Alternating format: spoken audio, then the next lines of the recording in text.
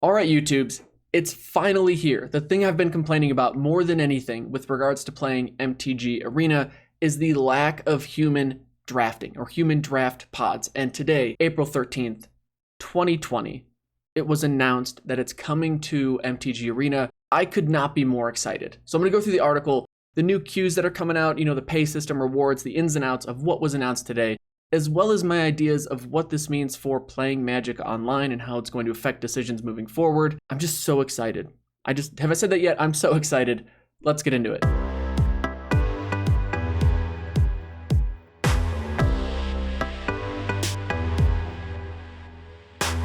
You know what's awesome is that I thought I just recorded this entire thing and forgot to hit start record, so I didn't record anything. So round 2, here we go. Moving on. This player drafting is dropping with Ikoria, Lair of Behemoths. Great, got it. There's Godzilla creature cards in it. Awesome. The most important piece is this player drafting update to MTG Arena. And if you asked me to make a list of the top 10 things Arena needs to fix, this would have been like the top 9. So I could not be more excited about it. Here we go. Let's go through the details. Introducing player draft. There will be available best of 1 and best of 3 drafts. Best of 1 drafts for bots will still be available and continue to rotate every 2 weeks. So there's going to be 3 drafting queues. Best of 1 humans, best of 1 bots, best of 3 humans. Best of 3 bot drafts will no longer be available. It's only best of 3 with humans. Best of 1 basically doesn't change. Plus we get an additional best of 1 queue. Now, or the best of 1 bot draft, I should say, doesn't really change. When joining a draft, you're going to be grouped up with 8 other people. You're going to get a graphic like this that shows where you're at in the pick order, or where you're at, I guess, in the draft table, which way the cards are moving. Life's good. Now, to ensure that they move at a reasonable pace, like they do at MTGO, they've basically copied Magic the Gathering Online's draft format and rules and payouts and copied them into Arena. So if you already drafted on MTGO, not going to be a lot of surprises here. But basically, when you're drafting, when you click the card the first time, that's going to show your reserved card. Meaning if the time runs out, you're going to pick that one. If you want to just pick it and move on, you double click it, or you drag and drop it over here, or you click confirm pick. That's your pick for the draft. Fantastic. Something that's really cool that Wizards did is they're giving us a free draft token, and you can use that free draft token on a best of 1 or best of 3 draft, which start and open up this coming Thursday, April 16th. So as long as you log in between April 16th and April 30th, you get a free draft on Wizards. Very cool. Now, if you want to see the set played earlier, you can just jump on, subscribe, stay tuned into the channel. I'm going to be involved in that early access streamer event of Ikoria on Wednesday, so you can see what drafts work and don't work with the new set. So I'm going to be drafting for at least a few hours. Very much looking forward to that on Wednesday. Thank you to Wizards for the free account there. Now let's move on to the naming updates of these 3 draft queues. So Premier Draft, Premier People. I'm trying to ingrain that in to my brain. Premier is the people draft best of 1 format. Ranked draft is now called quick draft with bots. So best of 1 with people, Premier draft is a ranked best of 1 queue. Ranked draft is now quick draft, best of 1 with bots. Now traditional draft is still traditional draft, but it's best of 3 and it's still unranked. I do not understand why the best way to draft and play Magic is unranked. But I'm going to get off that soapbox. We're going to move on because I'm still just happy that we can finally draft with people.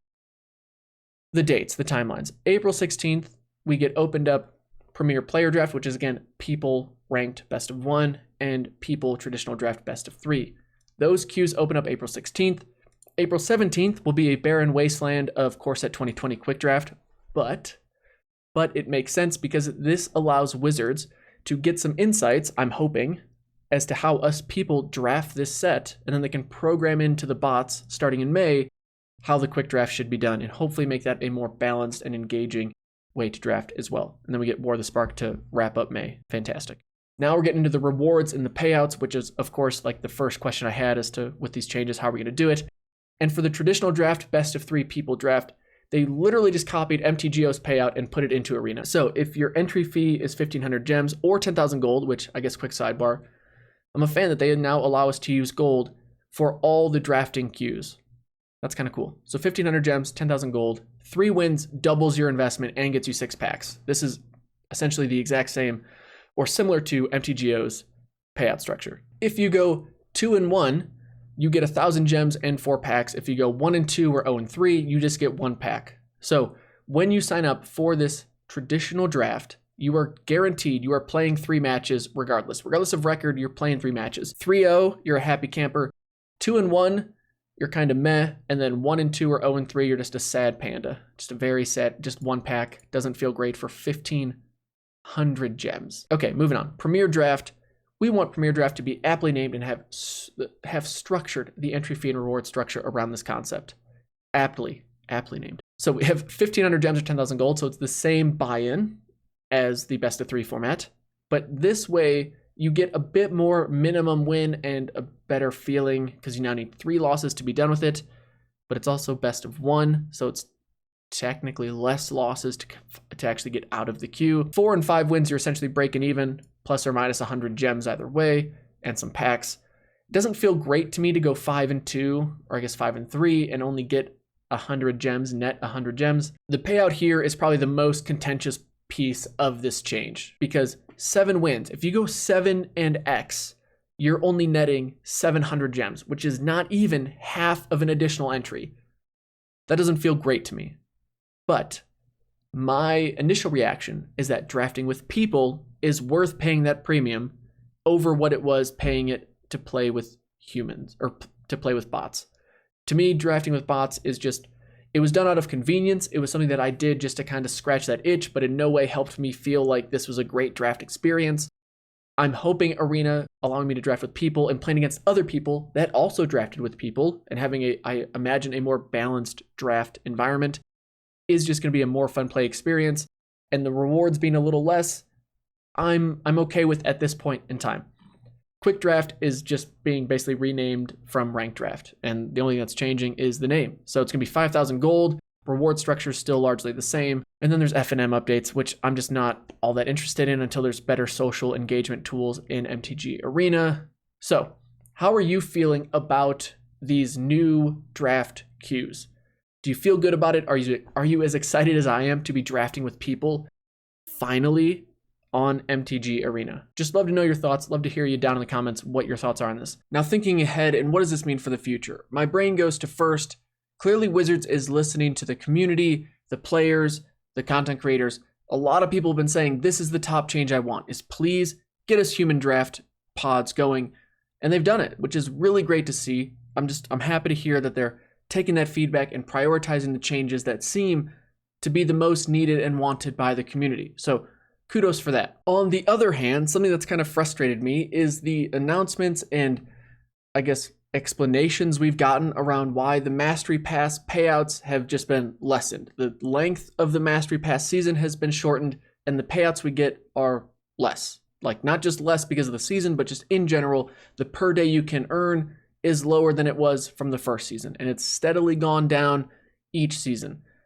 This last explanation we got is that it was actually meant to be lower for Theros, but there was a typo, so oops. And that's frustrating to hear because it doesn't give me the feeling I've had working at other companies or consulting for other companies where bad news was delivered really as quickly as possible, because when you're holding on to bad news, it gives off a bad vibe. It doesn't come across as you being transparent with your customers or employees.